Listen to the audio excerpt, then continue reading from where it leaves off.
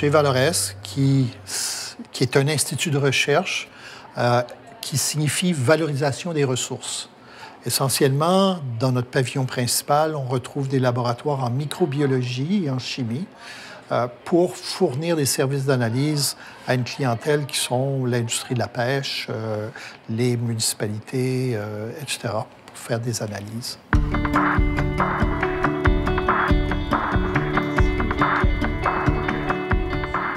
Donc ici, on est dans un laboratoire sec. On fait des analyses d'eau pour la biochimie de l'eau.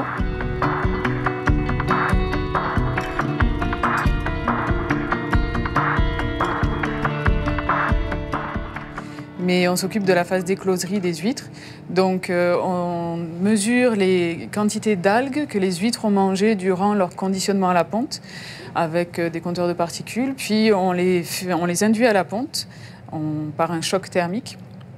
Et ensuite, on suit l'élevage larvaire jusqu'à la métamorphose, donc c'est-à-dire jusqu'à ce que les larves puissent se fixer sur un substrat. Donc on traite l'huître américaine, le homard et puis l'omble chevalier. L'omble chevalier, on a un programme de sélection génétique qui date de 1996. On est à la 9e génération. On a coupé par 2 le temps de production, c'est-à-dire que la première génération, on mettait 20 mois pour produire un poisson de 600 grammes. Maintenant, on met 11 mois pour produire un poisson de 600 grammes. 11 mois. Oui, donc on a vraiment divisé par 2 le temps de production.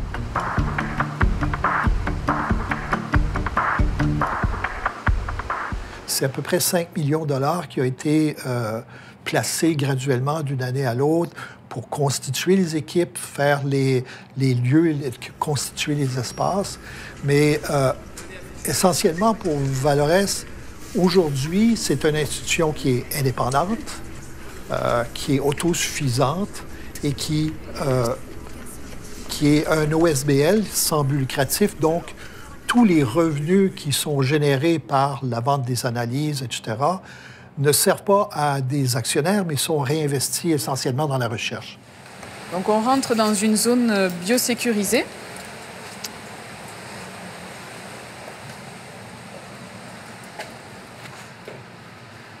On a des protocoles de biosécurité très stricts pour n'introduire aucun parasite ou aucune maladie dans les élevages.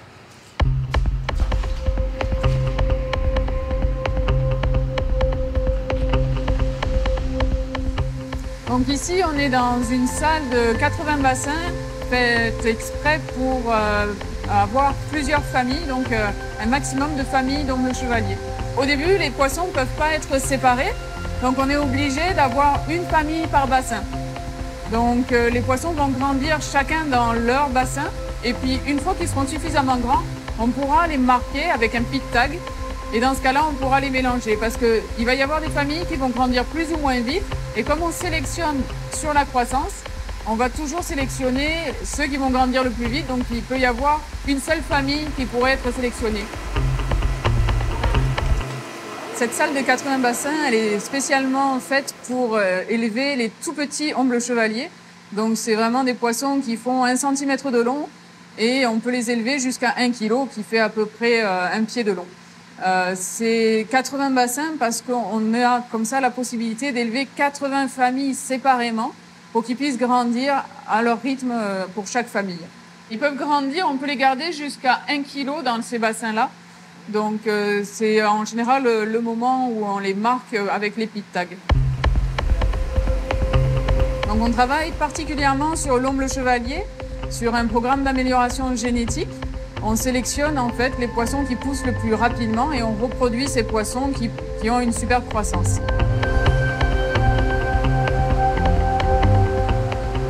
Justement, c'est plusieurs espèces, plusieurs organismes aquatiques. On touche beaucoup de diversité, on apprend énormément. Donc c'est vraiment très stimulant, oui.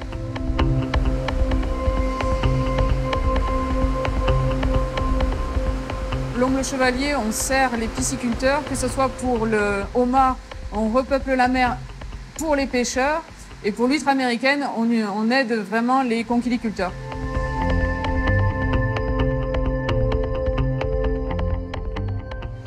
On a une industrie forte ici de pêche et de crabes et d'huîtres et de poissons. Donc, on doit soutenir, en tant que chercheur, cette industrie.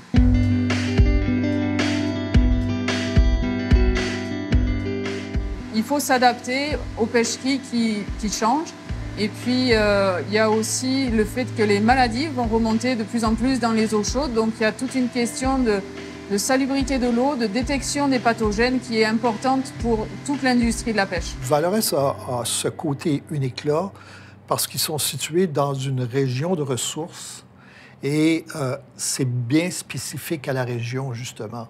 Alors, cette expertise-là, qui a été faite surtout pour la région, tout d'un coup devient disponible pour toute la province, pour la région atlantique. Alors, graduellement, Valorès offre ses services de plus en plus loin. Dans les eaux plus chaudes, on va toujours avoir du homard. Est-ce qu'ils vont survivre? Est-ce qu'ils vont se disperser de la même façon? C'est des questions vraiment très intéressantes pour la recherche.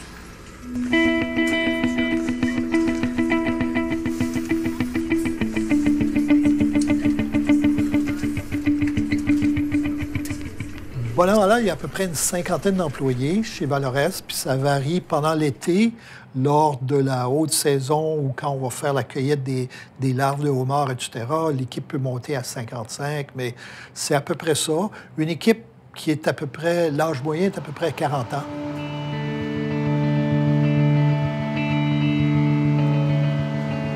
Bonjour Philippe. Bonjour Agnès. As-tu pu vérifier les températures ce matin? Oui, c'est fait. Merci. Justement, je m'assure de la conception et du montage des labs quand on change d'expérience. Il y en a c'est des expériences où c'est des projets qui sont saisonniers, qui reviennent à chaque année, des partenariats avec l'industrie ou des choses comme ça. Mais il y a aussi des fois des volets qui sont là à long terme, comme l'ombre chevalier qui est là depuis une vingtaine d'années. On en a d'autres que, comme dans les huîtres, ça va juste y être pour environ 3 mois, 4 mois, le temps de conditionner des géniteurs, faire des tests au niveau larvaire, au stade pédibiligère. Ça ne va pas durer longtemps. Après ça, on réinstalle les labs pour autres projets, ces choses-là. C'est un petit peu ça qui est la job que je m'occupe. Puis aussi au niveau la filtration de l'eau.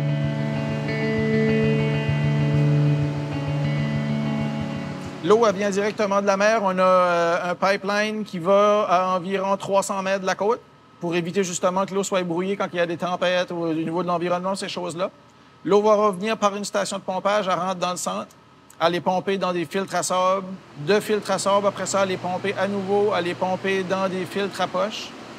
Puis on va stocker dans des réserves parce que c'est toujours le côté sécurité. Tu ne veux pas manquer d'eau pour tes organismes. Ça fait qu'avant de rentrer dans les réserves, elle va passer par le filtre UV, s'assurer qu'on n'a pas de bactéries, de virus, ces choses-là dans l'eau.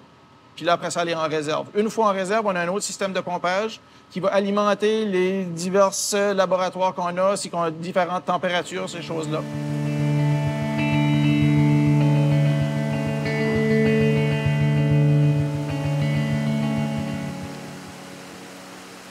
Le défi principal, je te dirais, c'est au niveau du refroidissement puis du chauffer l'eau.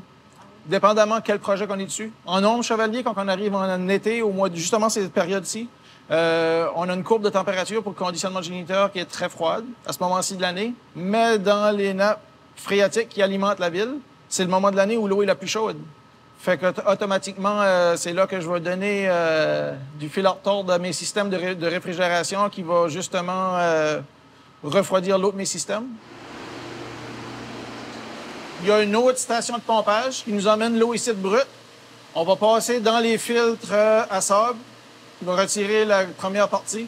Après ça, pour les différents besoins des différents projets de recherche puis les différentes réserves, on a des filtres à poche qu'on va utiliser. Ça peut y aller de 100 microns jusqu'à 1 micron pour la nécessité des projets.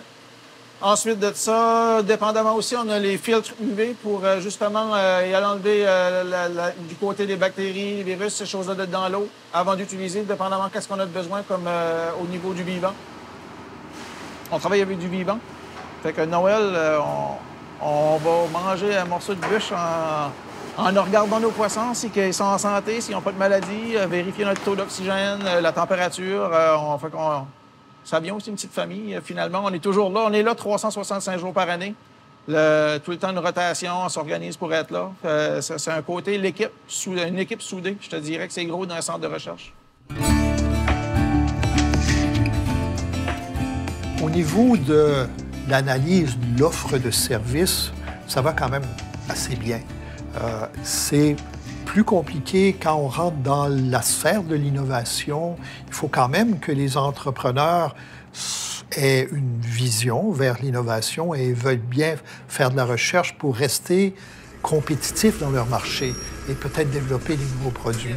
Alors ça, c'est une communication qui doit se faire constamment avec le public, avec les clients, avec les entrepreneurs, puis faire du développement pour qu'ils comprennent ce qu'on est en mesure d'apporter comme bénéfice.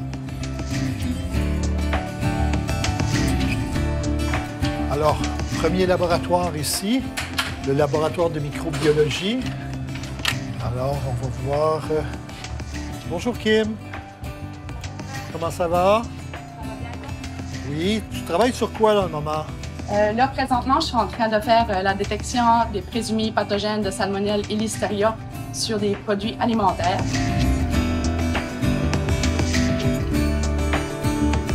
On fait surtout la détection des pathogènes à risque pour la population, la détection dans les matrices des eaux, dans les produits alimentaires. On fait aussi dans les échantillons environnementaux pour assurer une qualité des usines qui viennent nous voir ou aussi d'autres particuliers ou autres organismes indépendants.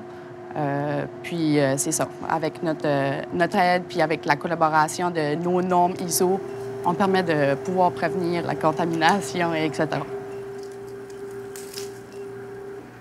14 méthodes d'analyse qu'on peut offrir aux clients concernant les détections des listeria, des salmonelles, des coliformes fécaux et totaux, aussi sur les staphylocoques, les entéros ou les coliformes totaux sur les pétrifilms dans les produits alimentaires et les eaux.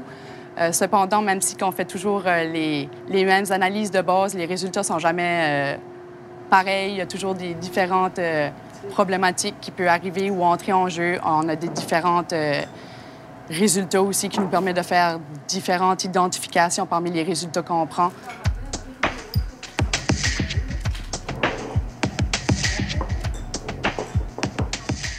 Quand on débute l'analyse, se fait la journée même.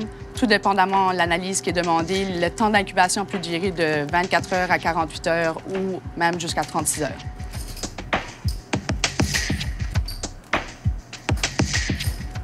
Des analyses alimentaires, la crevette, le crabe, les poissons, les mollusques aussi sont des produits qu'on analyse. On fait aussi, pas vraiment alimentaires, mais des produits de tourbe.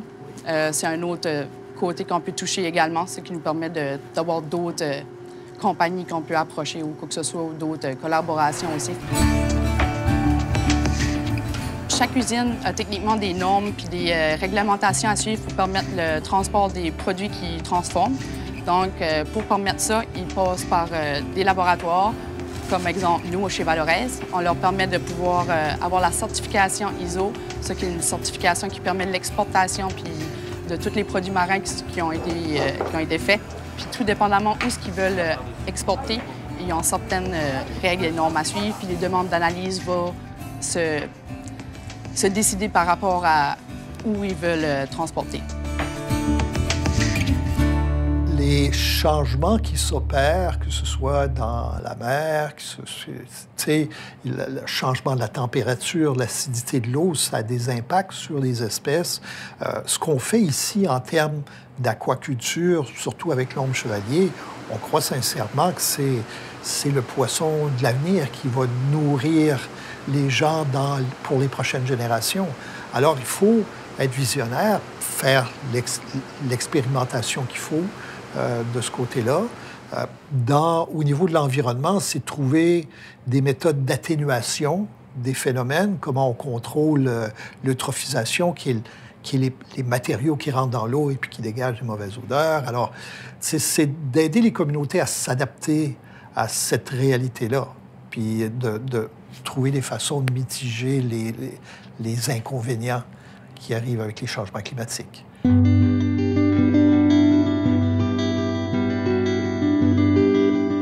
Au niveau des statistiques, ils disent que les protéines animales vont être de plus en plus rares, toute la quête. On n'aura pas le choix de se retourner par le côté aquacole pour subvenir à ces besoins-là. Le côté terrestre commence à plus fournir. Ça fait que je pense qu'on est justement dans le bon moment en train de développer des techniques d'élevage, rentabiliser, justement pour que le producteur puisse être compétitif sur le marché aussi à ce niveau-là. Faire que le taux de transformation est meilleur au niveau de l'alimentation. Tu as moins besoin d'alimenter pour que le résultat soit mieux. C'est tous des côtés qu'on regarde justement avec les techniques, des choses qu'on est en train on ajoute tout le temps. On a un projet principal, mais on finit toujours par regarder d'autres petits détails à côté qui nous amènent des plus qu'on veut améliorer justement au niveau des organismes qu'on élève.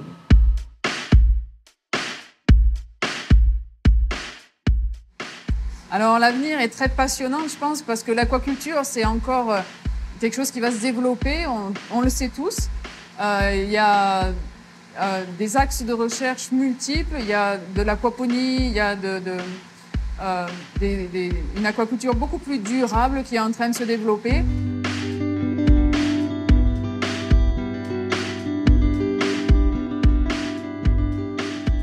Le climat, le changement climatique, ces choses-là, avec l'acceptabilité des produits que la société veut consommer à l'heure d'aujourd'hui, les gens autour de nous n'ont pas le choix de s'adapter à produire en respectant l'environnement. Puis on est justement le pilier, ou je te dirais le lien entre l'industrie et le client qui veut avoir un produit qui va respecter l'environnement. De plus en plus, la science joue un rôle important pour rencontrer les défis qui se présentent à nous. On sentait qu'on n'avait pas nécessairement besoin de ça avant, mais avec le temps qui passe, les solutions sont plus complexes et ça demande plus de recherche et pour solutionner les problèmes qui se présentent à nous. Alors, je pense que c'est un outil pour la région et on invite les entreprises, les communautés à s'en servir.